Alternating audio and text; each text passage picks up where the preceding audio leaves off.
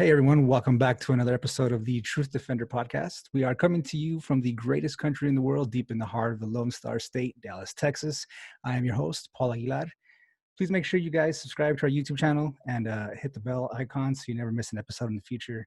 Also hit that thumbs up button as well. That also helps us with the YouTube algorithms. Please follow us on Twitter at Defender Podcast, on Instagram at Truth Defender Podcast. And if you guys have any questions or comments, especially for our guests or myself, guest or topic recommendations, you can email us at thetruthDefender1776@gmail.com. Our next guest is a field investigator for MUFON, the Mutual UFO Network, a ghost hunter, paranormal researcher, and the author of 26 books and more than 100 articles on UFOs and the paranormal. Several of his books have been Amazon UFO bestsellers. His latest one, Onboard UFO Encounters, is a great read. I just mentioned to him that I was reading it all night. His research has also been presented in the LA Times, the LA Daily News, the Dallas Morning News, shout out to Big D, and other newspapers. Preston Dennet began investigating UFOs and the paranormal in 1986 when he discovered that his family, friends, and coworkers were having dramatic, unexplained encounters. Since then, he has interviewed hundreds of witnesses and investigated a wide variety of paranormal phenomena. Without further ado, ladies and gentlemen, please welcome our special guest, Preston Dennet. Preston Dennet, how are you doing today, sir? I'm doing well. Thank you. How are you? Oh, not too bad. Like I just mentioned to you before we started recording, stayed up all night reading your book. I'm about halfway done. I don't sleep much, so it was pretty good company throughout the night. But it's a real good book. I'm about a little more halfway through with the book right now. Some crazy stories. But yeah, so from there, I mean, one of the main things I wanted to ask is right off the bat is, so you have all these people. So like you mentioned in the book, all these stories have never been heard before. They're all new stories. Now, when it comes to like new stories that have never been heard or like, no one's ever explained these stories to anybody, how is it that you come about finding people like that? I mean, do they reach out to you like in confidence, or do you find people that know people to just kind of run down the grapevine? How does that work for you? Different ways. I've been in this field for a long time now. So, 35 years. Ooh, yeah. So I do have a bit of a network out there. Initially, that's the first cases came from family and friends and coworkers, and that was enough. But as far as, this book, I do have a number of people reach out to me, sometimes through my website, sometimes from books I read, from doing podcasts like these, conventions. Occasionally they're referred. One case, for example, came from a friend of my sister's who worked at the Renaissance Fair. Okay. And I ended up, becoming friends. I worked there for a year. Right. And he found out I investigated this stuff, and so that's how I got that story. Sure. Yeah, it's I mean UFOs, things like that. When it comes to UFOs, a lot of people, don't really like to come out and say that they've seen UFOs or they've been abducted. I mean, they just out of fear of being ridiculed or saying that you're crazy or that kind of stuff doesn't exist. So I can imagine it's probably kind of hard to find people sometimes. Even if they've been taken, stuff like that more than a few times, they just don't want to tell their story out, have it out in front of everybody and then just have everybody think that they're crazy. So yeah, I mean, I can imagine it's kind of hard to get stories like that, especially from people you don't know, because they don't know you don't know them, they don't know what you're going to think about them, stuff like that. I think it's probably a lot more common than a lot of people realize in terms of, how many people are being taken on board. Sure. Because I was surprised that I'm able to find these stories. Yeah. And I first heard about, abductions right when I started investigating this stuff. And there was a quote from J. Allen Hynek. Now, he's the guy from Project Blue Book, right? Who kind of defected and became a major leader in this field. And he said 1 in 40 people have had an onboard experience. Wow. Yeah, and that's what I thought. I'm like, no way. I mean, yeah. Are you kidding? Yeah, exactly. So that's when I really started doing my research. This was very early on. I heard that, and I didn't have to ask 40 people. Right. I didn't. So I do think it's a lot more common. I think most researchers will tell you that. Sure. Yeah, and it's. I remember also when I was reading the book, you at the beginning, you it kind of seemed as if though. I mean, we all start off as some kind of a skeptic at first, but from what I got from the book, you kind of didn't really believe in it at all until you actually spoke with, like, you know, your relatives or other people that you knew. Did you kind of ever have any kind of interest in it whatsoever? Or you just thought it was all kind of crazy stuff out there? Yeah, I thought you were on drugs or just a flat out liar. Sure. You know what I mean? I just didn't believe it. Yeah. I had my own reasons. I thought, the stars are too far away. Sure. People are reporting aliens that look like they're from out of Star Trek. Yeah. And that bothered me. Mm-hmm. And I just was kind of repulsed by the whole field. I have to tell you, I really was. Sure. But to hear, people I've loved and trusted and known for years and years tell me this stuff was not good news. Really shook me up. And it took me a good year of digging into this to say, okay, this is real. Sure. I know, because I know my friends aren't lying. I mean, these are people in my family. Yeah. So yeah, I didn't believe in it, but I sure do now. I've seen, some unexplained stuff myself. Right. I know it's real. There's no doubt in my mind. Sure. And having talked to, this is my 26th book. Yeah. So I know it's real. Yeah. I bet you heard some real stories out there. No, yeah, it's definitely. I mean, like you say, when you speak to somebody that you know, that you trust, I'm sure everybody out there has at least a story or two from a relative, maybe your aunt, your sister, your brother, anybody that have had some kind of encounter of some kind, whether it be UFOs, ghosts, or anything that's out there. That's why I always tell people, if you don't believe in this stuff, I challenge you to ask your family or whoever your family is, your friends, people you love and trust. I dare you. And I think they'll be shocked to find out that at least some people are hiding this stuff from you. Yeah. Everybody, they don't want to be the ones that sound crazy in front of everybody. It's. I mean, I know for sure. I don't think I've ever seen any kind of UFO that I can say for certain that that's what it was. But, during my time when I was in the military, I was actually in the Navy. So, you would see things like on the water, stuff like that you couldn't explain. I'm pretty sure there was something out there.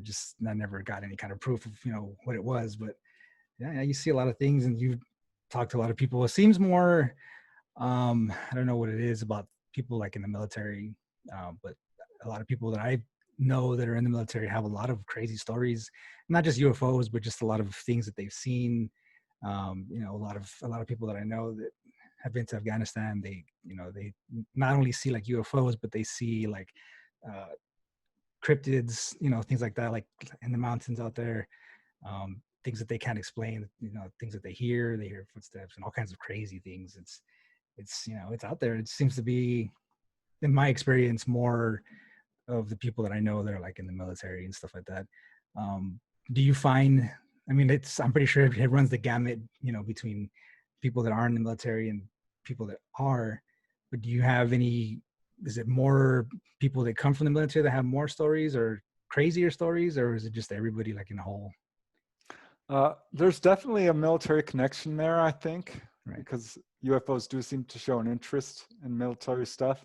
Right. I've talked to a number of military witnesses, and it's a question I always ask people now who are like having onboard experiences: do you have military in the family? Right.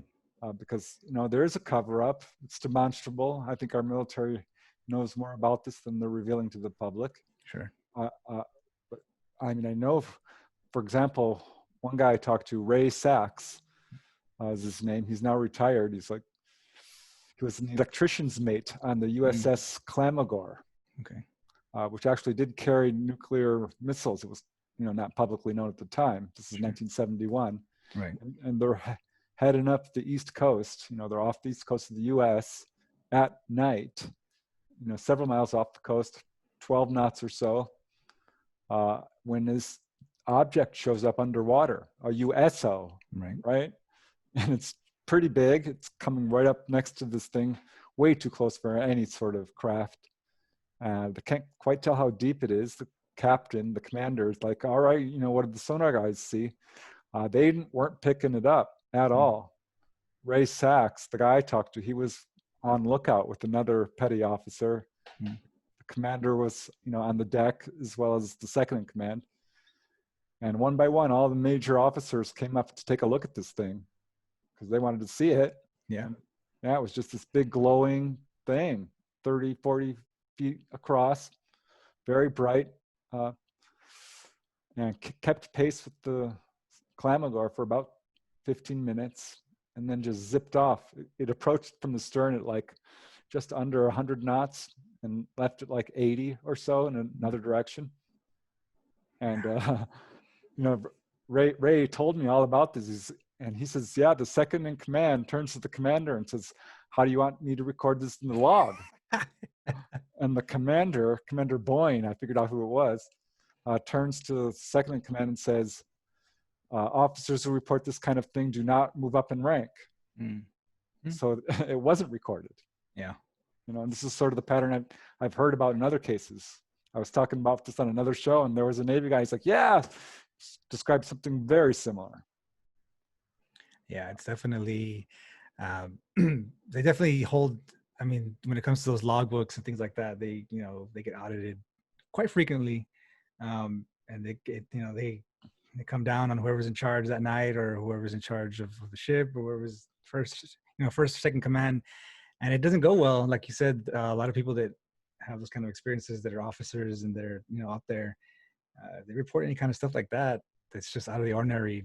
They think you're crazy. You're just unfit to be in command and be in charge of other sailors or, whoever. So, yeah, I mean, who knows what's been left out, like stories that we don't know, because of that, because maybe the captain or whoever doesn't want to report it because, they don't want to lose their job. So there's probably stories out there that we haven't even heard of yet because of that. Yeah. Well, one guy who's in the book, Kim Cannon, he was in the military, and he had an experience in 1994. He'd recently retired, but he worked, for special forces as a mechanic. Okay. And, got some awards for it and so on. But at any rate, had an experience where he was in his home here where was it? It was in Illinois. Okay. Bourbonnais, Illinois, and wakes up and there's grays, gray aliens surrounding his bed. So this is 1994. He knows what grays are, but has never had an experience. Did see a UFO while in the military with a bunch of other people, but it was way off there in the distance. And so these grays are around his bed. He recognizes them because they're very short, the typical gray you hear, but large, dark eyes, very pale skin, large head, no hair, very small nose and mouth. Right. And said, don't be afraid, come with us. Nope. And he says he was very obedient, felt no fear. And which happens in these cases. People don't react like you'd think you'd react. Right. And they took him out into the living room, and the wall to the back half of his house was missing. It was like a hole in the house, kind of. Right. Or it had turned transparent. So this is another thing we see. And they pulled him right out into the backyard, and there was a large craft right over the house there, 30, 40, 50 feet up, circular, colored lights. Pretty much your classic flying saucer. Right. He's pulled on board. Next thing he knows, he's inside and he's being physically examined. Instruments are coming down. There's gray figures around him. He's getting a little nervous because one's coming for his eyeball. And so he does feel some fear. Right. And wakes up, and he's back in bed. And there's this triangle scratched into his arm, indented, about 1 inch on each side, very prominent. He calls his wife. She works at the local hospital, and it's like, come home, She's on the night shift, and she does come home, and she comforts him, believes him. He's obviously telling the truth. So he decides he's going to go to the hospital. He's got insurance. He can go to the Veterans Hospital, and does. And the doctor, he told the whole story, perfectly honest, gray aliens and all. And the doctor didn't bat an eye. Looked at the mark and said, well, listen, it's obviously not psychosomatic. You can either accept it or not. Those are your two choices. I suggest accepting it and moving on. So that's what he did. Man. Oh yeah, it's especially when it comes to like any kind of military hospitals and things like that. I don't know. There's a big issue with that kind of stuff. It's kind of like especially when you're in the military, it's just one of those things that you just kind of never go to the doctor for anything because they just put you kind of like not like on leave, but they take you off duty for everything. Like any kind of thing that you have that's hurting, or maybe you have like a headache or this and that. It's just kind of like widely known when you're in the military. Just don't go to medical because they'll take you off duty or they'll take this off of you, blah, blah, blah. And they'll just make a big deal about it. So I can only imagine going to medical when it comes to seeing like UFOs and things like that they just stick you. They ship you off somewhere. Yeah, somewhere else. You're just gone. That's it. Yeah, because they do it for like the smallest things already. And that kind of stuff is just, out there. And it's, one of the other stories that you had in the book when it comes to military is the case of Ramon. That was a fascinating story. Would you mind giving a little detail about that story? Yeah, his is one of the more involved cases, I guess would be a good word. Right. I'm very complicated because he was having experiences since age, it was 5. He was born in around 1947, I believe. Right. And so 1953, 6 years old. That's right. He's in a government housing complex. He's in part of a military family. This is in San Fernando, California, okay. Not far from LA, and had a close-up sighting along with his friends and cousins. Saw this thing actually land. All the other kids ran away. He went up to this thing and actually went inside it. Oh man.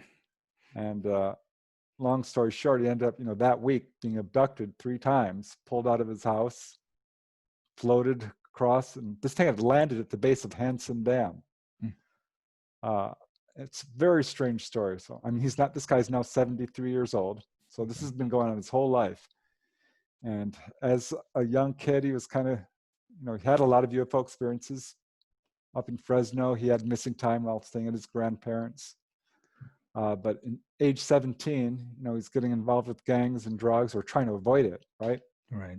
Because he's in a bad neighborhood and decides, wants a better direction to his life, and asks his parents about joining the Marines. And they're all for it, His father said, fine, just don't sign up for any special projects. Yeah. So he's just 17, right? So he got a waiver, and boom, he's assigned to Camp Pendleton in headquarters and service. And they gave him a secret clearance, which he thought was strange, especially when he heard, superior officers talking outside his office about UFOs being held in captivity in military hangars. And he's like, why are they talking like that? Outside my office. I shouldn't be hearing this. Right. But it was kind of all a setup, he thinks, because what happens next is there's this sergeant, and he's pulled in with a group of other Marines and volunteered, I'll put that in quotes, for an assignment. Voluntold. Voluntold. Yeah. Because he specifically was trying to avoid this sort of thing and doesn't remember quite what happened here. So, this is Camp Pendleton. There's a lot of stories coming out of Camp Pendleton about UFOs, by the way, right, and stuff like this. And this is one of them, which he did not know. So he found himself on a bus with these Marines being driven to a remote location. The bus was completely blacked out with windows. The windows were all blacked out, and they were put through a number of roadblocks. So it was very clear this was a very secure location, and took them a long time to get there. Right. And I'm skipping over a little bit of stuff to get to the good part here. That's fine. So they finally get there, and they come up to this hangar, and there's that sergeant who had volunteered them for all this, pulls them into the hangar. They're each kind of taken separately and given a drug, hypnotized, perhaps.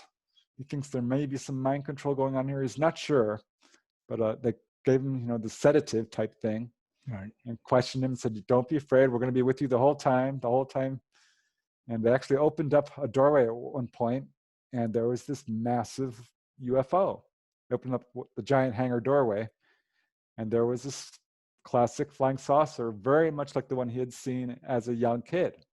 right, The one as a young kid, it was silver and shiny, and this one was kind of dull gray, but otherwise almost the same. And they're all standing in rank. And they said, "Don't break rank. Whatever you do, don't break rank." And this sergeant marches out a number of reptilian humanoids. Now I know how this sounds Oh, yeah. to people who are skeptical. I do. I was skeptical of the subject here. Reptilians is one of the type of beings people report, and I get very few of them, but this is one of them. Right. And there are reports of ETs and military working together, quite a lot of them. Right. And this is what Ramon reported. And he said a lot of the Marines behind him did break rank. They became very upset and disoriented and frightened and so on. He didn't. And one of these guys walks right up to him and says, "This guy must have been 7 feet tall." Oof. And very muscular, had a uniform on with a sort of dragon-like figure on an emblem. And didn't say much, or at least doesn't remember. But the sergeant did seem impressed that, Ruben had maintained composure. So this was sort of the first of what turned out to be several incidents. Right. Which he's still struggling to completely recall, because immediately after all this happened, they sent him right out to Vietnam into combat service. Yeah. So it was his case goes on from there. Yeah, it's just it's I mean, odd in one way, but it's very interesting when you mention that they were also wearing uniforms, right? Like if they had their own military maybe, or they were kind of, like you said before, working with the U.S. military as well. Maybe they were just like another wing, like another branch of the military. They would handle like their own, their own operations as well. But just the fact that they were wearing uniforms as well, and they had like their own patches and things like that. That was like the one part of that story that I just couldn't get over. Just maybe were they working on their own? Were they working with us? Is there some kind of joint action going on? I just found that whole thing like extremely interesting. Yeah, I've often wondered if about, because there's a number of reports of grays, and for that matter, human-looking ETs and even praying mantis stuff with uniforms and patches, right, with certain symbols on them. And I'm thinking that these are military grays. Right. Honestly, because when people are being abducted, often it's very cut and dry. It's a job to do. There's not a whole lot of communication. There's sometimes doctor-like figures, right, which sort of comes together with all of this. Yeah. So this is why I think people are complaining, like, they weren't very emotional with me. I'm like, well, listen, this is a situation. They have a job to do. These are soldiers who have a very important mission and need to get it done. Yeah. So there's no time for niceties and bedside manners. There's kind of an emergency situation here. Right. Yeah, it's very interesting. It's like, I mean, UFOs have always been kind of attached to military bases, things like that. I mean, even where I was stationed, I was in South Carolina, and you're right there on the river in Charleston, South Carolina. And you're kind of out there in the middle of nowhere, really. You're like in the woods. It's kind of secluded way back in the woods. And I mean, the airport wasn't too close to where we were. It was actually on the other side of town, but you would see things like in the trees out there. You would see things flying over the woods, and you would see like lights out. It was just crazy. Like a lot of weird stuff that happened out there. Even hearing things like in the woods. So we used to live like in the barracks, and right behind our barracks was like a little fence that you could hop right over, and then beyond that was just like miles of just woods, like trees just out there. And when it would get really humid out there, so when it would rain, you could see like a whole bunch of mist out there. and the tree, like you couldn't see past a few trees out in the woods, and you would just hear things like walking out there, like yelling out, just crazy things, and you know, we would this is just Charleston Air Force Base. yeah, it's that's interesting because joint there's base. a case. Yeah, there's a case I know that took place in that area outside of Charleston. Right. To contactee Bill Herman. Okay. Who was photographing these UFOs flying around the base. He thought they were military until one swooped down and sucked him on board, and had grays inside. Oh man. It's got definitely great photographs. Yeah, I mean that area. I mean, not unless you live like in the immediate area. Not so many people know that it's actually out there. Even the people that live there, they're like, oh, like, where are you guys stationed? Are you stationed, like, I think there was another base for like a bunch of Marines, stuff like that. And I'd be like, no, we're actually at this base over here. And people are like, well, I didn't even know that place was there. And it's like out in the woods out there, and there's nothing much going on out there at all. And yeah, you would see a lot of crazy things, and flying in the air, flying in the trees, going between the trees, out in the woods. Yeah, I'm telling you, UFOs are attracted to Air Force Base. I was looking at a case in Altus, Oklahoma, right, where, you know, a UFO swooped down over a school, and a lot of people saw it, you know, police officers, it stopped traffic. I'm thinking, well, what's an Altus? You know, it's just a little town. Well, there's a big Air Force Base there, where they have nuclear storage. Yeah. And it turned out there's a number of cases of, you know, UFOs over Altus, AFB. Yeah, and the whole nuclear thing seems to be, like, I guess, something that you see that's in common between all these, you know, all these different places. Charleston, where I was as well, they had a bunch of nuclear stuff there as well. So that, I mean, that only makes sense because really, yeah, everywhere else that you would see any kind of base that has any kind of nuclear material, that, you know, they're there, you know, and definitely where I was, there was a whole bunch of that as well. So that's this is a warning they give to, or certainly messages when someone's taken on board. Sometimes they're, you know, told about nuclear proliferation, which makes sense because I've got another case just like that. Dr. Gary Wagner was stationed on the USS Long Beach, which is a nuclear carrier, and this is just on the outside edge of Catalina Island, right? You know, the ocean side. Okay. And they saw a bunch of lights off on the horizon, some ways out there, which were pulsating and changing shape, and it was very strange. He tried to get information from the bridge, but they were way too busy, and wouldn't answer any questions. But yeah, the whole ship was in an uproar about it. Yeah, and I've always wondered, do you feel like it's maybe these UFOs come? I mean, obviously some of them probably come from outer space as well, but some of them come from within the Earth, maybe like in the ocean, and they're just here all the time, and they come out every once in a while. You know, how do you feel about that? Well, I think, yeah, probably. Right. And the reason I say that is because I looked into this one area off the Southern California coast here, the San Pedro Channel, the Santa Catalina Channel, has a huge amount of activity in a kind of sharply defined location over a long period of time. So something's going on there. I mapped it all. I'm like, wow, this is crazy. Yeah. So there's an enormous number of objects coming in and out of the water here, sometimes in large numbers. You know, usually if someone sees a UFO, it's 1 or 2 or 3, maybe 4. Numbers higher than that are pretty unusual. Right.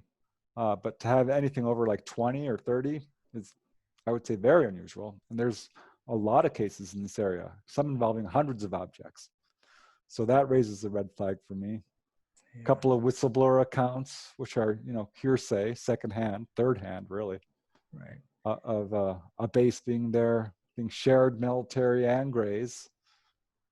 So there's some abductees saying that they weren't taken inside a UFO. They were taken to some underground facility. So these sort of things start to add up and make me really wonder. So I can't prove it, but I'm like, you know, I could probably build a pretty good circumstantial case for it. Right.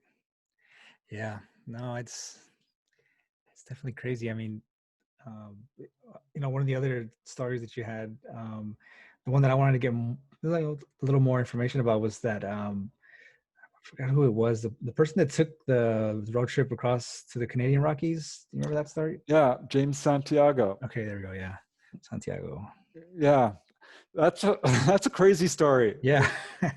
But you know, he ended up becoming a really good friend. Okay. I had dinner with him many times and had him tell this story to me, and watched him tell it to other people. You know, recorded it, of course, and it's a crazy story. Right. He's a pretty, you know, in his day he was a nightclub performer, Okay. but later kind of moved behind the scenes and was very successful as a makeup artist. And but back in, I believe it was the 70s, he was performing in Canada, Mm-hmm. and needed to get to Vancouver, which is, you know, over the Rockies there, the Canadian Rockies. Right. And he's not about to drive. He just doesn't drive. He can't drive. He never learned how. Okay. Uh, Always kind of, he's a pretty wealthy guy. Right. And he was just going to fly, but he ended up, his makeup artist at the time, her mother was a very famous painter and a very strange lady. And she's like, well, I'm going to Vancouver. Why don't you carpool with me? And he had just met her. She was crazy in 100 ways. But he's like, all right, fine, I'll go. Because they just kept working him, right? So Right. long story short, they set off over this road trip over the Canadian Rockies. They're just him and her in her Monte Carlo, all decked out, right? Mm. Sort of customized car. And she says, do you have any pennies in the car? And she's like, I can't have any copper in the car. Mm. He's like, why? She says, well, you know, I'm in contact with UFOs and it attracts UFOs. And he's like, oh, great. You know, this lady's even crazier than I thought. Because, you know, he had, you know, he believed in the paranormal a little bit. He'd seen his mother's ghost, Right. but never really thought about UFOs or anything. It was like, fine, you know, and they got rid of the coins, and they spent a night in a hotel, I believe, and were driving through the peak of the Rockies towards, this is late at night, when she says, do you feel the pressure?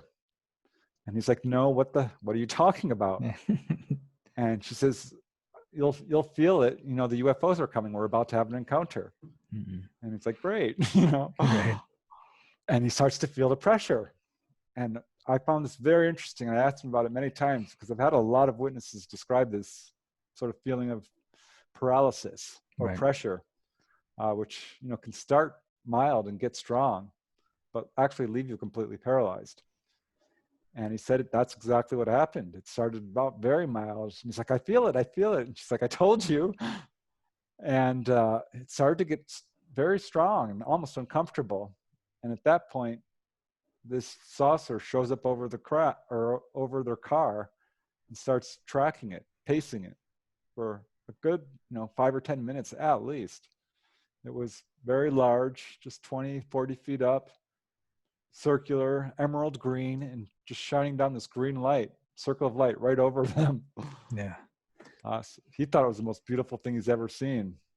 And she's terrified and, you know, pressing the accelerator down and wants to outrun this thing. Yeah. Which you can't do, obviously. Yeah. Yeah, and it just gets weirder from there. I mean, I can go on if you want. Yeah, definitely. Because, yeah, she's freaking out, and he's like, this is amazing. He's like enlightened. He says, this thing woke me up in a way I can't even begin to describe. Like he felt smarter even. And this is another thing people have told me. I've had a number of people tell me this, like when this thing came over my head, I felt enlightened. So that's what, you know, one lady says, it was like being woken up when you're already awake. Right. Sort of thing. So he's just jazzed and he's like hoping they're going to land. And she's freaking out and she's like, open the glove compartment. He's like, oh, okay. And she says, reach down in there and pull everything out. And he does. He's like, why am I doing this? She says, there's a secret compartment on the bottom. You'll see a little knob there. You'll feel it. Open it up and pull out what's ever inside. And he finds the knob, and sure enough, it's there.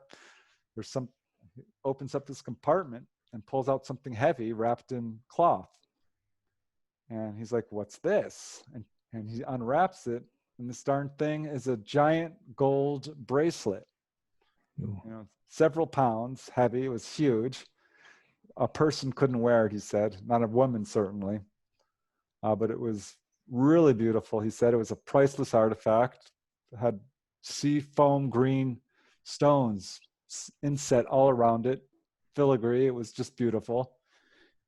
And she says, you know, hold this thing between us, and this will repel the UFO.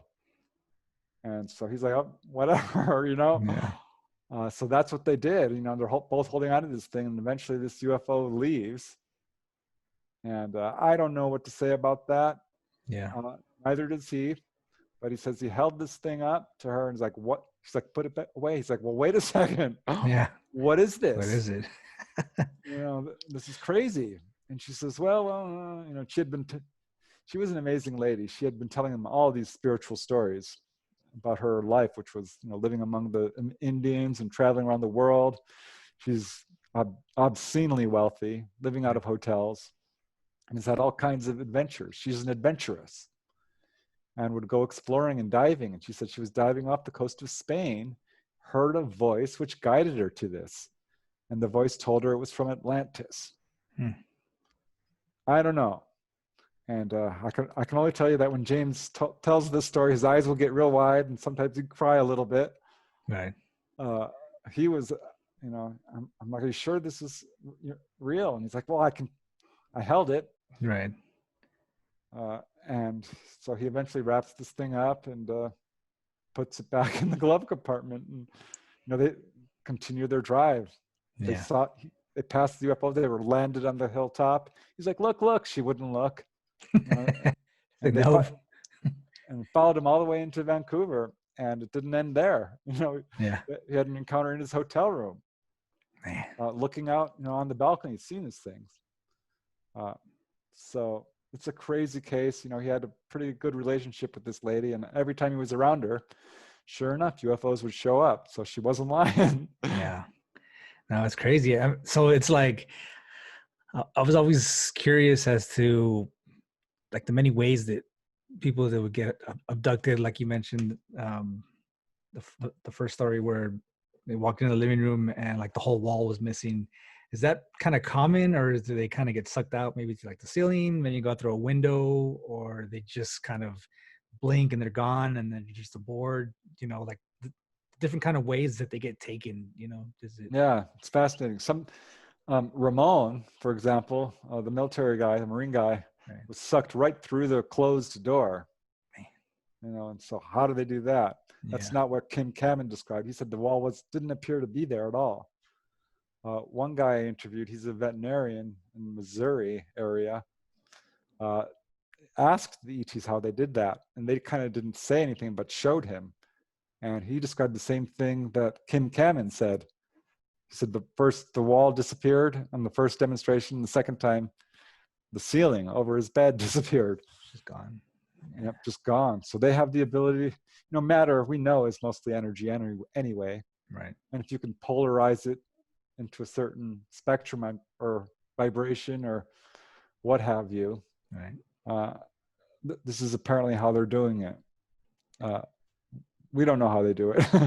Yeah, no, I definitely believe in the whole vibration, you know, theory, you know, for anything really when it comes to, you know, maybe how they are able to fly through space and how they're able to travel vast distances, to even like in the medical field when they use like vibrations and things, you know, things like that for medical use. I mean, that's definitely kind of what I think lean more towards. But yeah, it's definitely interesting, you know, just all the different ways, you know, that they actually get taken out like that.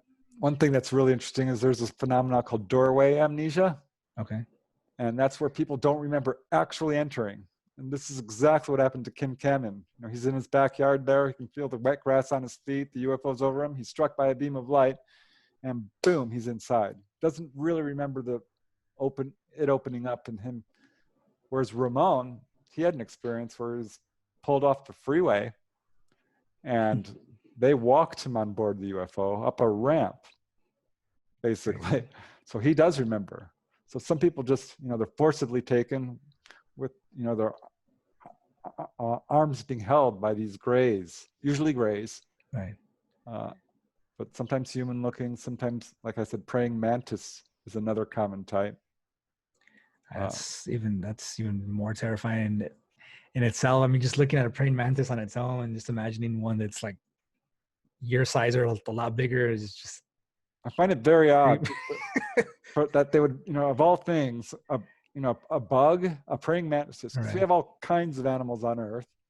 Right. And for an ET to look like a praying mantis is fascinating to me. Yeah, no, it's definitely, I mean, what if it's just, all these different races of aliens out there, actually the bugs that are on Earth are actually modeled after them, out in the universe, and they're just here on Earth, maybe kind of watching us, just to kind of see what we're doing on the planet. I mean, it's interesting to think about, but yeah. It could have been worse. It could have been a cockroach. I don't get reports of that. Maybe giant spiders or something. No, never got one of those. Yeah. Always humanoid, which yeah. is, even like robotic figures are generally described as having a general humanoid shape. Right. Which is weird. So I guess that's just something we're stuck with in terms of the evidence. This is what people are seeing. And I've also heard that the grays are kind of more mechanical as well. Have you heard that? I mean, they're kind of machines for whoever else is in charge. And sometimes, I think there's different types of grays. Honestly, people do describe like mechanical, emotionless, maybe even soulless grays. Right.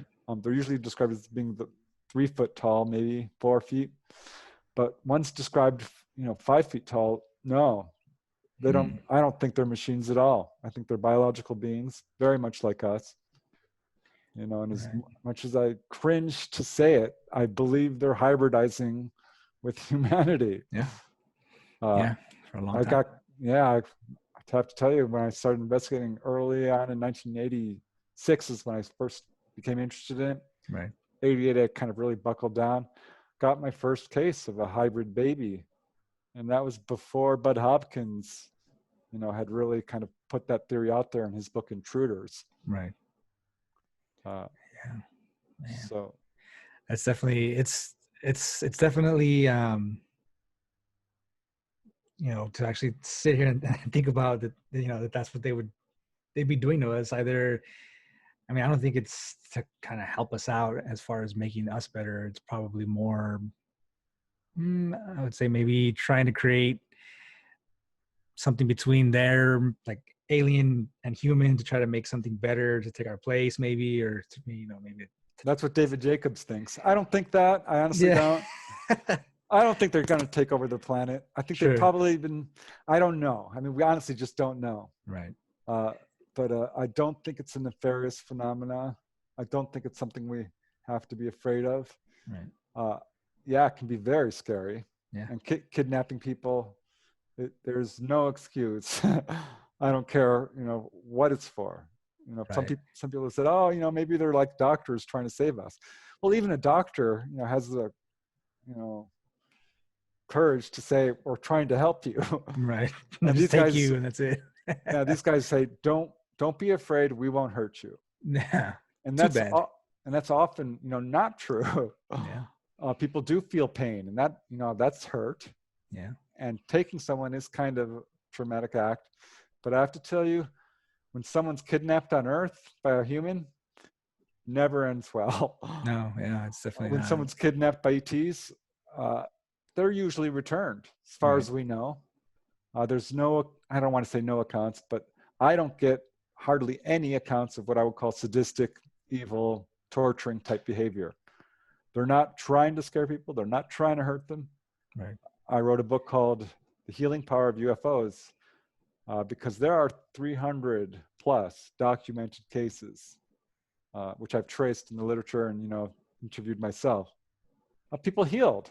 Sure. I mean, physically healed.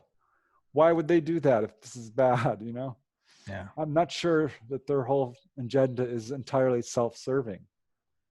And people, abductees, have complained to them about this. Like, you have abducted me, you've used me for babies, how dare you? And they say, well, we've given you a gift. And this is something I've heard over and over again, that our gift to you is increased psychic awareness, perhaps. A lot of these people come away with powers to heal, channel, give psychic readings, all kinds of stuff. One guy, he was a Navy guy, Jim Kubelbeck. He was electronics. Yeah. Or no, not engineer. That's right. And he came back from his experiences doing water dowsing. That's what he got really into, which I found interesting.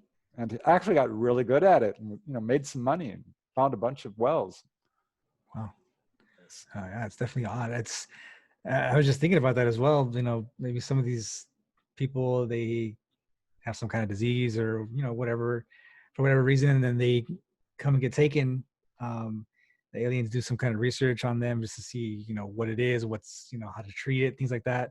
Maybe they bring them back, they're doing a little better, and then they have some other kind of, maybe not like a superpower of any kind, but like you said, maybe they're able to channel, or they're like a little more psychic, things like that. It's kind of a give and take. Hey, I'm going to help you out, and then in exchange for taking you, I'll give you this kind of power for you to be able to do this. Has there ever been anything that you've heard of as far as like people being taken and they come back, they're able to like write music or play instruments that they never were able to do before, or anything kind of like that? Yes, certainly. Not so much musical instruments, sure. Although that does happen to people who've like been hit on the head or something. That sort of thing I've heard of. But there are cases of people writing mathematical formulas, which does turn up quite a bit, which I find interesting. And some of these have panned out to be true. Sure. And there are things like that, I would say, for sure. A very strong interest in healing. Some people will become very interested in quantum physics. A lot of these people who see UFOs as young kids end up, becoming maybe a UFO investigator themselves, right?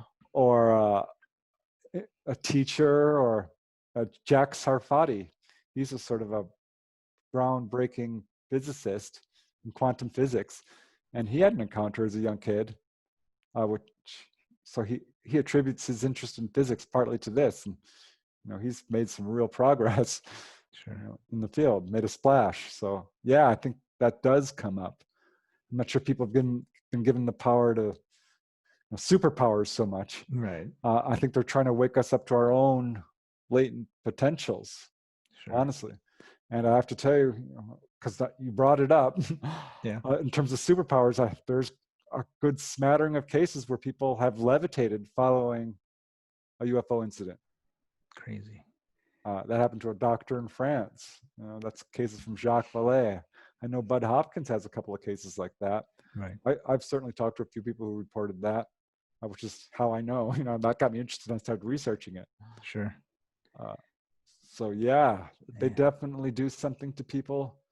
Because another example of that would be something that abductees, contactees, call them what you want, experiencers, when they can affect electronic instruments.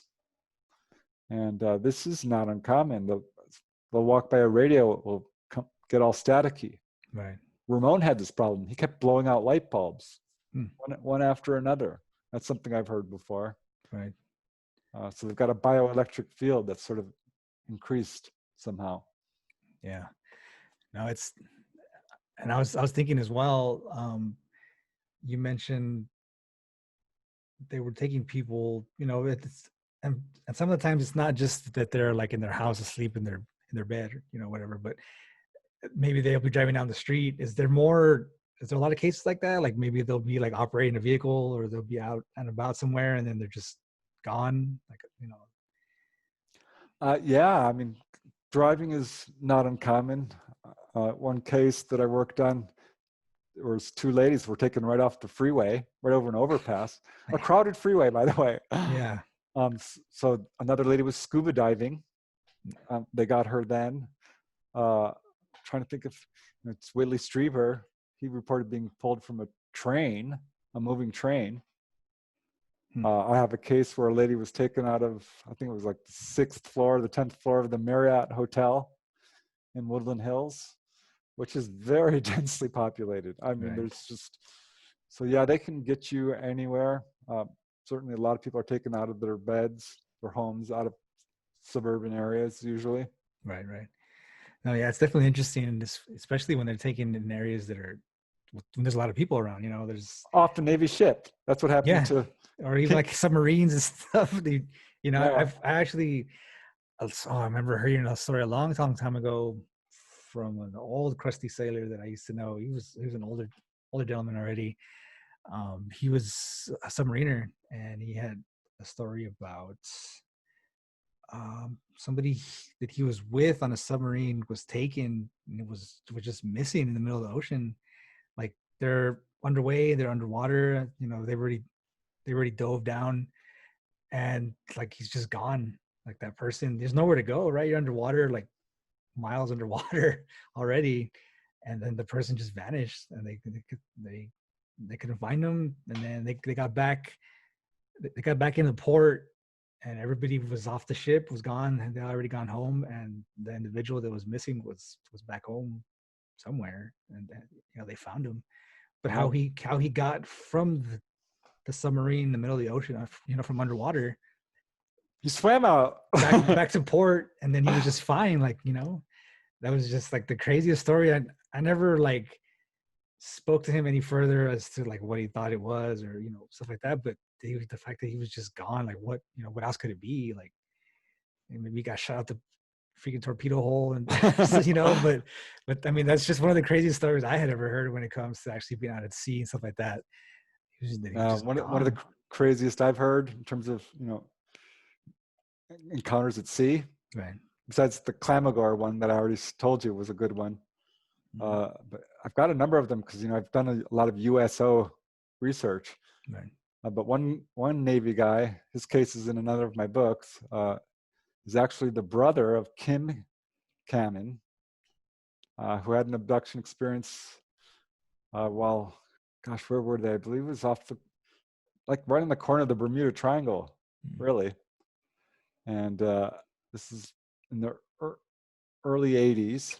Right. And Kevin Kamen is a medic, a corpsman, one of two on the ship. And his friend turned out to be a contactee and said he was in contact with aliens. Oh.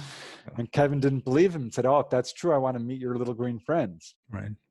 Turned out to be a mistake because his friend said, "Okay, I'll ask him." And came back later. They shared a cabin. And she said, "Oh yeah, they'll pick you up. They're going to come tomorrow."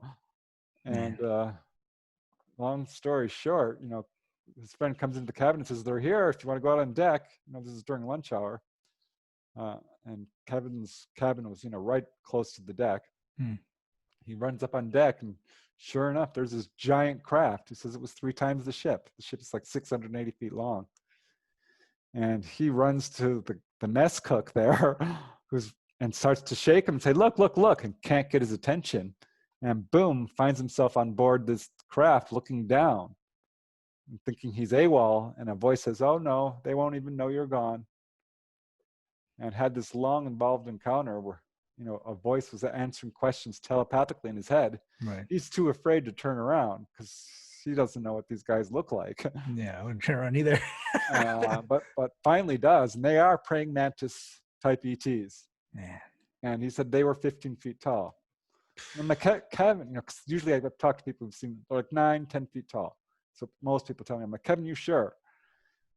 Because that's pretty tall. People have a tendency to sometimes exaggerate when they're telling a story. Sure.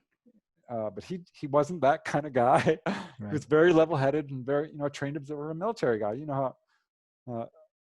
And he's like, "Man, no, this thing took 2 steps, crossed the room, and it was right next to me, and it was more than twice my height. It was like looking up at a basketball hoop."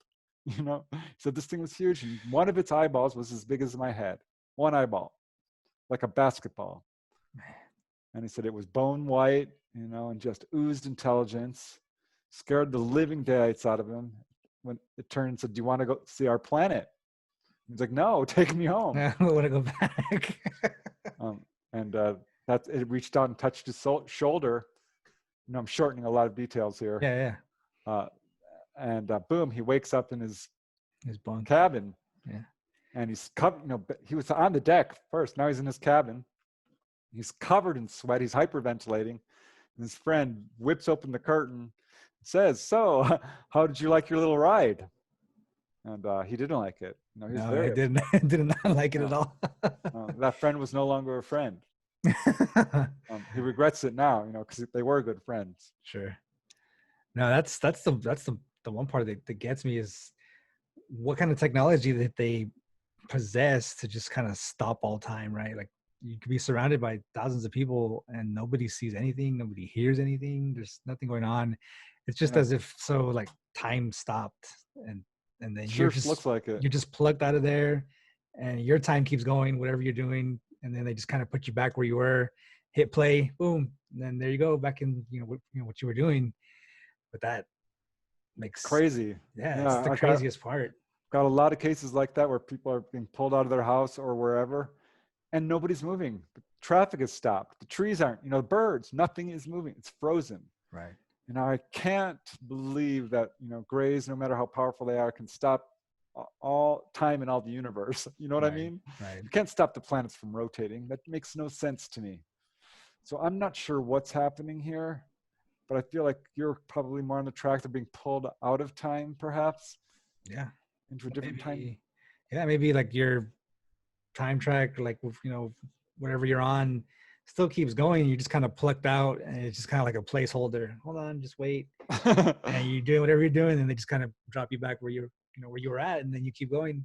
It kind of makes sense because these craft are moving in ways that defy physics, that seem to be faster than light travel. And if you can do faster than light travel, well, that's time travel.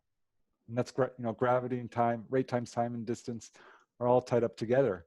Yeah. So if you're moving faster than the speed of light, that gives you powers over time that we don't even understand. No, that's crazy. I mean, the fact that something out there possesses that kind of technology that we have no clue about how it works or anything like that, and then they just come and use it on you. There's nothing you can do about it. It's crazy.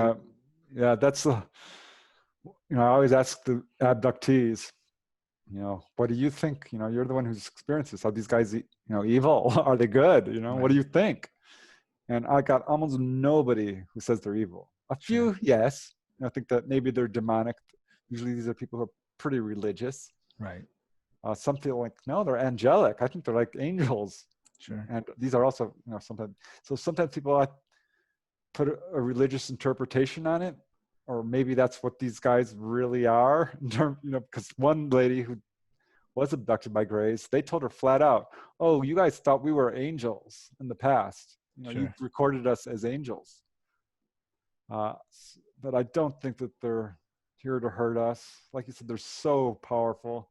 Right. They certainly could have, but I feel like in some sense, they do look down on us in a kind of condescending manner. Yeah. And perhaps we are an experiment, a genetic experiment to a certain extent, but they seem to be very, very interested in all things human. I mean, really interested in Earth, everything on it in terms of plants and flowers and, animals. Sure. All being abducted in large numbers, and people and genetic material. Earth will never go extinct because they've got samples of everything. Sure. I wrote an article about that, alien zoos, because they've collected elk, rabbits, pigs, cows, alligators. There's a case of that. So all kinds of life forms, and seem to be very interested in our emotions as well. Right. Yeah, it's so we've talked about like the grays, the mantis, the one we're talking about, the what were the other species we're talking about? It was mostly grays, but grays, a big wide variety, human looking. Right, human looking, which has to raise serious questions. Yeah, where that comes from. Right, but yeah, praying mantis is another, and also a weird, just catch-all category of weird humanoids. Right. Tall, 9 foot, short little hairy humanoids like dwarves. Right. Or something. Yeah, it's so when it comes to that, I mean, obviously they can, maybe if they were just kind of shapeshift if they were to do that. If not, you know, whatever. But do you ever hear stories about them maybe dropping cryptids down or kind of taking up cryptids? Because you hear a lot of stories about, like, especially stuff with like Bigfoot. Maybe they're alien, and some people report that they see them come out of spaceships or they get picked up by spaceships. Is there anything like that you've actually heard of? I've looked into it a little bit, and I think that is exactly something I wondered. I'm like, because like, where did that gosh, what was that weird thing, the goat sucker, the chupacabra? Oh, chupacabra, yeah, it's in my neck of the woods. I was wondering about that, because that doesn't have a super strong UFO connection, but there's a little bit there. Sure. And certainly there are some cases with Bigfoot that intersect perfectly with UFOs. And I know there's a case in like Colorado where guys came upon a landed UFO, and there were human-looking ETs there, and a Bigfoot was there as well, and it was being ordered around. He was having a lot of problems with Bigfoot on his ranch at the time. So yeah, there's something to speak to that. Another thing I've noticed is areas where cryptids are reported, right, seem to have high levels of UFO activity. Right. And the one thing that comes to mind is the Mothman, right? So you would hear stories about the Mothman, and just prior you would hear stories about other people would see UFOs in the sky right before they would see the Mothman, or even afterwards. Yeah. And it's just kind of odd that they would be, maybe they don't come from the same place, or not necessarily that Mothman would come from the UFO, but just the fact that they would be seen around each other at the same times is just real odd. Yeah, if someone should see a pterodactyl, oh. Because believe there are reports of this. I am not kidding, of modern day pterodactyls. Right. And I'm like, no way. I'm not even going to look. I don't even want to hear it. I really don't. And I kept running. I'm like, fine, I'll look at it. And I'm still not entirely convinced, even though there's quite a few reports. Right. But I'm wondering, well, if ETs have been collecting genetics for so many years. Maybe they did a long time ago, yeah. Right? I mean, or if they can time travel. Yeah. And if that would sure, I mean, if they wanted to get some attention, just drop a pterodactyl. That's going to raise some eyebrows. Yeah, I mean, that could definitely be the case for, when you hear a lot of people say that they've spotted animals that, that have actually gotten extinct like a long time ago, and they see them in the woods somewhere, like out in the rainforest. I mean, it could definitely be aliens having, their DNA, and maybe they made another one and they just kind of dropped it off in the middle of nowhere where it was. I mean, anything's possible, right? And like you said, they probably have all their DNA from thousands of years ago. Who's to say that they haven't got the ones from the dinosaurs millions of years ago? And I'm sure our government is doing all kinds of DNA, because DNA is a big deal. Oh, yeah, I mean, they're cloning people, and they're cutting sheep, and then they're trying to bring back like all the woolly mammoths and stuff like that. So I mean, it's definitely within the Jurassic Park. Yeah, we're gonna see it. The last thing we need. The last thing we need right now with all these murder hornets going around, and it's a foot-long murder hornet. Yeah, man. Prehistoric times. Crazy looking things. It's definitely, man. Yeah, and it's definitely. Would you say maybe around times of kind of chaos? Say like we're going through more of a hard time right now with everybody going on, like with the virus and all the things that are going on. Is there more of like an uptick in things as far as reportings, like during times of maybe distress, or like when stuff like that? Some people have tried to link sightings to that unsuccessfully, I think. Sure. There are some interesting correlations. I know here in LA after the Rodney King riots, we had a major earthquake, and then we had a huge wave of sightings. And there are weird things like that do seem to occasionally happen. Sure. There might be a link between UFOs and earthquakes to some extent. Volcanoes, they seem to be very interested in that. Yeah, definitely. And yeah, does seem to be a recent uptick in sightings. Yeah, recently. Yeah, so I'm like wondering about that. I have to believe the ETs are very aware of everything that's going on. Right. Because they follow people, they can get you anywhere. I think they're aware of my own research, honestly, for a couple of reasons. Yeah. I asked one lady to go on TV once, And she called me up, like right before the shoot. It's just a little public access channel. And she says, no, the ETs came and they don't want me to do it. So they're watching. I was interviewing Ramon. I was interviewing him. Right. And he called me up the next day or a couple of days later and says, when we were on the phone, after I hung up, my son came up to me and said a UFO had landed in the street while we were on the phone. Man. So I'm like, what the heck? Are they listening in? Oh, almost definitely. I mean, what? Yeah, absolutely. They're listening in. So yeah, I feel like they manipulate people, abductees, to be in certain areas, relationships even. Sure. So I feel like they've got to be aware of everything that's going on right here.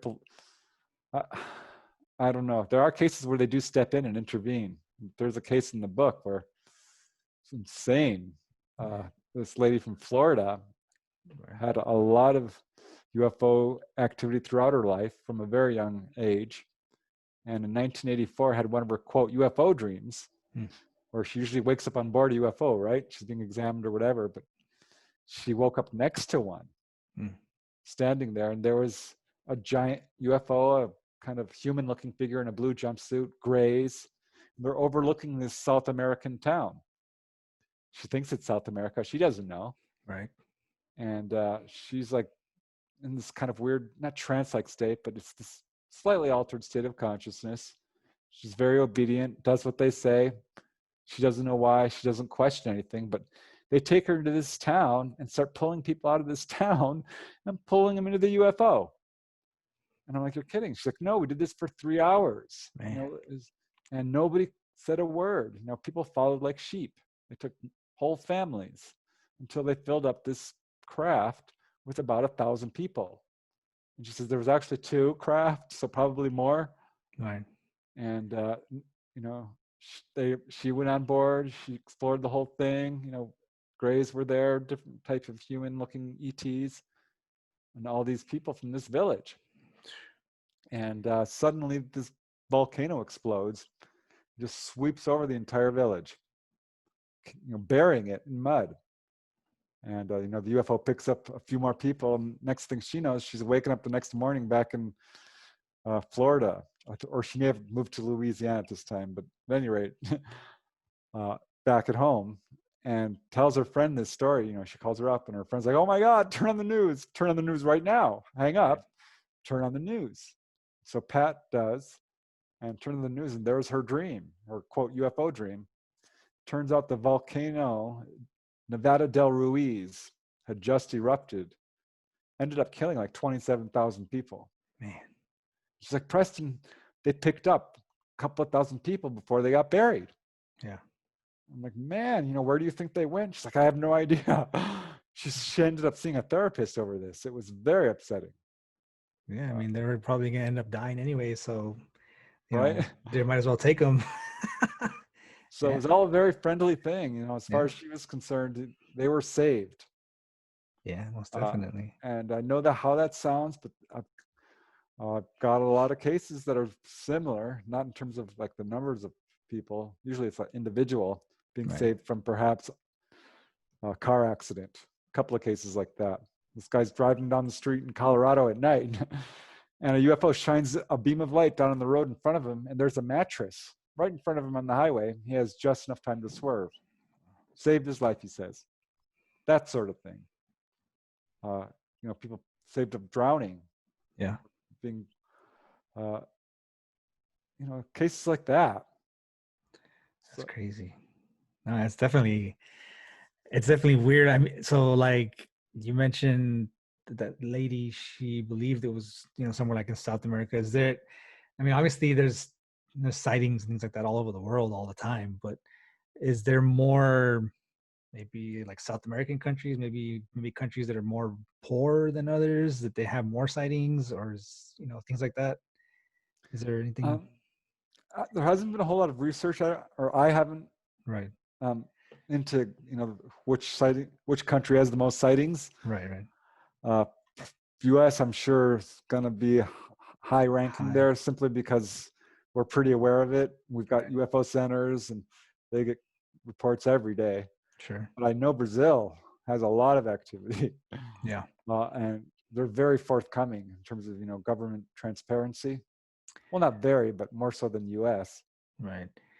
Yeah, and definitely. So now that you mentioned transparency, obviously they came out and kind of admitted that the UFOs exist, just recently, right? But nobody kind of really paid attention to any of that, because the coronavirus was going on and all these things that were happening in Minneapolis, right? So, they kind of admitted that, that we actually have UFOs out there, things like that.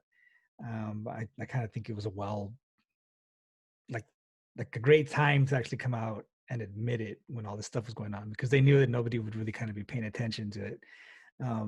Yeah, they did it in kind of a piecemeal, step-by-step way too. Yeah. So they knew no one was going to really care, because everything else is going on. And they're like, oh, yeah, by the way, there's actually UFOs out there, and we have videos of them. All right, well, we'll see you later. Yeah. I asked everyone about it. My friends, family, coworkers. They're like, what? No. Oh yeah, I did hear something about that. Yeah. But it didn't make a ripple in their life in terms of, earth-shaking news. I'm like, well, this is kind of earth-shaking a little bit. It's definitely, they're actually acknowledging that there's something else, outside of our Earth that actually exists out there somewhere. And our government has not been forthcoming with this. No, for a lot of years. Individuals, perhaps, individual people within government. Because I know, like, Governor Fife Symington, he's like, yeah, I saw the Phoenix Lights. After he denied it for years, thanks so much. Made a spectacle out of it. But yeah, Barry Goldwater, he talked about UFOs. And I know there's a lot of people within the military who are very forthcoming about this on an individual level. Right. And so that announcement from the Pentagon was kind of quasi-official. Right. Because these guys weren't like active guys. Right. Yeah. And the Pentagon was kind of railroaded into saying, all right, yeah, we've got something out there. And they backpedaled a little bit saying, yeah, it's real, but we don't necessarily think it's alien.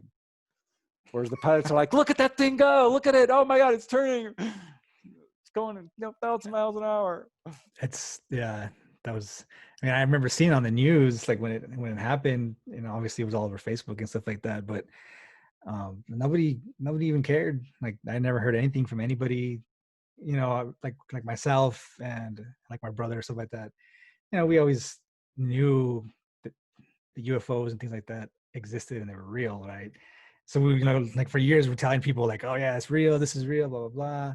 And then it finally comes out like, hey, this is real, and everybody's just like, yeah, I guess you were right, but it's not a big deal. I was like, come on, man, you're gonna take it away from me like that? You're gonna steal my thunder? It is just, which is, I think, kind of the plan from perhaps government and ETs, because let's face it, our society is drenched, it's saturated with UFO imagery in terms of movies or video games or science fiction or advertising. It's just everywhere. I don't think that's a coincidence. I just finished watching the X-Files again, like all 10 seasons, like last month. So yeah, I definitely know. So yeah, I'm there with you on that one. Nobody really cared, and it was kind of not sad. Well, I guess it was sad a little bit, but whatever. Everybody's into what they're into, and there'll be a wake-up call. Don't worry. I think when at some point, our government does have these craft. Right. We have the bodies. That's I don't want to call it speculation because we've got so many whistleblowers type testimonies. How many do we need to say that this is really happening? Right. So I'm pretty confident we do have UFO hardware, and then at some point it's going to be released because the truth cannot be withheld indefinitely. Yeah. There's a movement towards disclosure, which is gaining traction. And I honestly think we're going to see at some point, not only transparency in government, but transparency with the ETs, because they're not landing and they could. And I think they will. I think we're going to see another Phoenix Lights, but more dramatic. I think we're going to have, open official contact at some point. I don't know how open it will be. But I do think there's going to be, further displays of their presence. Sure. Yeah, it's so do you kind of believe that, I mean, so we're talking about people going missing every year. I mean, hundreds of thousands of people go missing every year. I think maybe like a few years back, it was like 800,000 people go missing every year. Maybe that's gone up, maybe that's gone down, but I mean, do you think that maybe the government had some kind of exchange program maybe for, Oh gosh. like maybe, hey, we'll give you some humans like here, here and there every year if you give us some, some of your technology, stuff like that. Well, yeah, I mean, I'll say rumors of that started pretty early on. John Lear was one of the first people to put forth not even the theory, the story that our government did in fact make a deal with the Greys, where not so much give people to them, but allow them to abduct them. Right. And apparently they did it in much larger numbers. The Greys were abducting more people than we had originally agreed to. Yeah. But they did give us technology. And there's something to speak towards that. This isn't just John Lear saying this. There's a number of other researchers now and insiders are saying, yeah, that happened. Even from the point of contactees.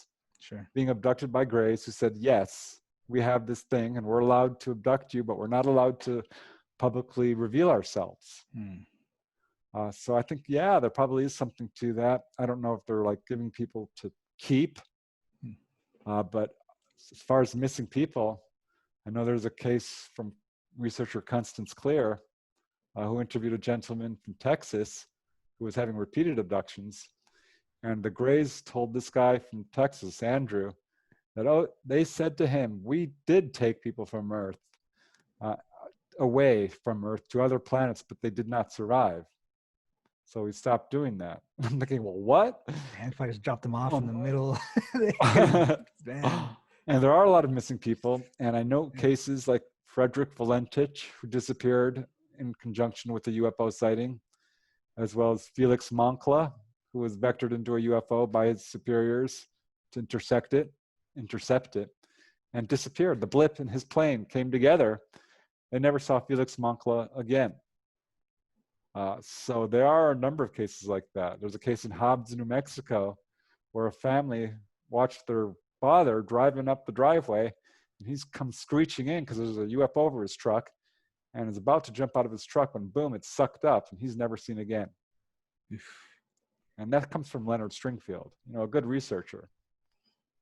So, and I've got other cases like, there's a case in the book where a guy was permanently abducted, essentially. So I think, yeah, there's a lot of interest in missing people these days because there's a lot of them. Yeah. And I'm not sure that, UFOs are taking the lion's share of them, but I wouldn't surprise me a bit if some of these people are, being taken by UFOs. And just not brought back anymore. So, I mean, like a majority of them that are actually taken, they never find anything of them ever again. Like no clothes, no anything that they and how would you? Yeah. Especially if they're out there like out in the woods somewhere, they're going camping by themselves or whatever, and then they're just gone and nobody ever hears from them again. Right. Or like Pat says, they took all the people of that town, Armero. Yeah. I mean, she saw 2,000. Who's to say they didn't take 27? Because they're not going to find those people. They're buried under 30 feet of mud. That's it. These people are gone from Earth forever. Yeah, man. I really wonder where they are. Honestly, I really wonder about Felix Moncla and Frederick Valentich. Right. These pilots, because they were just young men, 19, 20 years old. Have to wonder. Makes you, you definitely wonder, they were, I mean, obviously they were taken, where, who knows, but if they were taken to like another planet or something, are they still alive? Another time, if they're actually still alive somewhere, if they'll be brought back, it's just crazy just to think that you're just gone and then you wake up somewhere else in another galaxy somewhere, another universe, you're just gone and you're never going to go back to, maybe if you have kids, you have a wife, stuff like that, you're just never going to see them again. That's got to be scary to say the least. This whole phenomenon has got weird layers to it. Like people who are, taken on board and have hybrid babies, meet them periodically throughout their lives are taken on board the craft and meet these children Sure. that they have and become attached to them. So to have a, star daughter, like one guy called Mm-hmm. his, and a couple of people, in this most recent book, were visited by their, quote, hybrid son. Said, oh yeah, we watch over you all the time. We'll never let anything happen to you. Both of them said that same thing. Sure. To their mothers. So that's crazy to even think about. Yeah. To have kids out there in the stars, yeah, that's definitely weird. I mean, I guess one of the last stories that I was really interested in was that I forgot her name, but she was a woman that actually worked for the Army's Department of Defense. Is that, you remember that? Yeah, Dolly. Yeah, there you go. Yeah, Yeah. she was a military family for sure. Her father was pretty highly placed in the military and had a lot of strange experiences. She had UFO experiences from a very early age. Had missing time at age 12 and started having all kinds of UFO sightings close up. Had a very close-up sighting while she worked at Fort Benning. While I believe it was on the way to work. Yeah, on the way to work, she had this UFO show up and give her a weird message. It said, "Home is bad." Oof. Now that didn't make. What does that mean? She's like, Earth? What are you talking about? Yeah. That doesn't make a whole lot of sense. Right. And she didn't know what to make of it until the next morning. It was ringing through her head, and her husband's name was attached to it. And it turned out he was poisoning her. Oof. She found that out after suffering some terrible symptoms and going to the doctor. Diagnosed with a heart attack and food poisoning and so on. And finally, she found the doctor's like, no, it's antifreeze. You've got antifreeze in your blood. There's only one way to get that. Yeah, someone feeds it to you. Yeah. So it was a long, messy thing. But she feels this UFO saved her life, essentially. Because right when, after that message came is when she started getting really sick. That's crazy. Oh, yeah, it was definitely, there's some crazy stories in there, man. It's just reading through them. It's just kind of, it seems like it's like fantasy, right? It's just these things that just can never actually possibly happen, but they're actually real. There's a lot of people are having these experiences. There's probably a lot of people out there right now that have had these, these kind of experiences as well. They just haven't said anything yet. They actually haven't come forward. All these people in the book, they have witnesses, by the way. Yeah. And some of them are very, great, very credible witnesses in terms of education, things like this. And a lot of them have physical symptoms. Ramon went to the doctor. The doctor's like, "You had surgery," and Ramon's like, "No, I didn't." And the doctor's like, "Yeah, here's 1, 2, 3 surgical scars. Don't deny it. Where who did this?" And he's like, "Well, I don't know." Well, he knew. And another time he goes to the dentist, and the dentist's like, "Wow, you have this giant, foreign body right here, right above your heart, sort of below your jaw there. And we'd like you to come in for an MRI." He's like, "Well, no, I don't think so." Nah, good. So, that sort of thing happens. That happened to Dolly. She pulled something right out of her nose and held it in her hand, and it kind of disintegrated right in front of her eyes.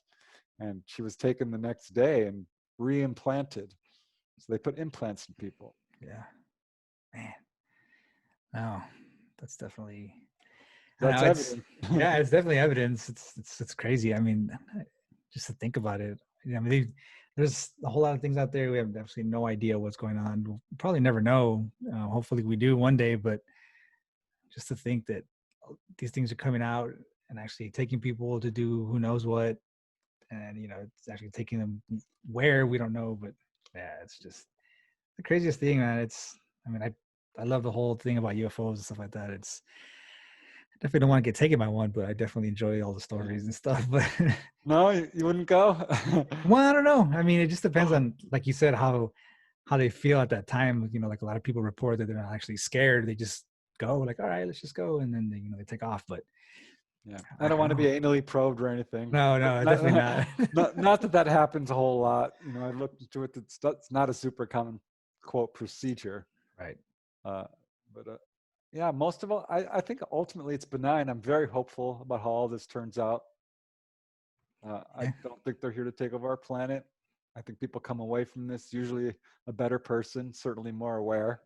Sure. Sometimes healed, usually traumatized. For the most part. But yeah, I wouldn't say it's an evil force. Sure. But it's sort of the normal bell curve of behavior that we see in humans. Honestly, some are good and some are not. It's not a pleasant experience. Right. It's not benevolent. So you get both sides for sure, but it's skewed definitely more towards the positive. It'd be much easier for me to prove that humans are hostile Sure. than it would be to prove that ETs are. Right.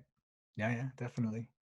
That's definitely interesting. I mean, obviously it's very interesting. I continue to, I'm going to finish your book actually tonight when I'm done doing all my thing here. And it's all the stories so far have been great. I mean, I actually love it. And I can recommend the book highly enough to everybody out there. If you guys want to see like all these stories and stuff, all the details, definitely pick up the book. I mean, I bought it like 2 days ago and I'm already almost done with it. So it's definitely a good read. But Mr. Dennett, I really appreciate your time. Do you have like a website or anywhere like anybody can reach you at? Yeah, I do. If you just Google my name, it should take you there. Okay. The actual address is prestondennet.weebly.com. And if you've got a question or a story or a comment, you can definitely contact me through the website. And Sure. my books are available on Amazon.com for anyone who's interested. Sure. Yeah, absolutely. And I'm going to go ahead and link your website as well down below in the comments. I'll definitely be linking the book as well. If you guys want to go out there and look on Amazon, you can find them out there. Find all his books. All his books are on there as well. They're all definitely good as well. Yeah, but Mr. Dennett, I really appreciate your time. There was some great stories. We'll definitely have to sit down and do this again. Maybe we bring out like another book or something. We can get some more stories in, and we'll definitely like to have you back as well. Hey, anytime. I had a blast. Thanks for having me on. Yeah, absolutely, sir. And everybody, thank you very much for watching another episode of the Truth Defender Podcast. Like I said before, you can find us on Twitter at Defender Podcast, on Instagram at Truth Defender Podcast. And if you have any questions or comments, guest or topic recommendations, you can find us at the Truth Defender 1776 at gmail.com. Once again, coming to you from the heart of Texas, Dallas, Texas. It's your host, Paul Aguilar. Thank you very much, and we'll see you guys again. Adios.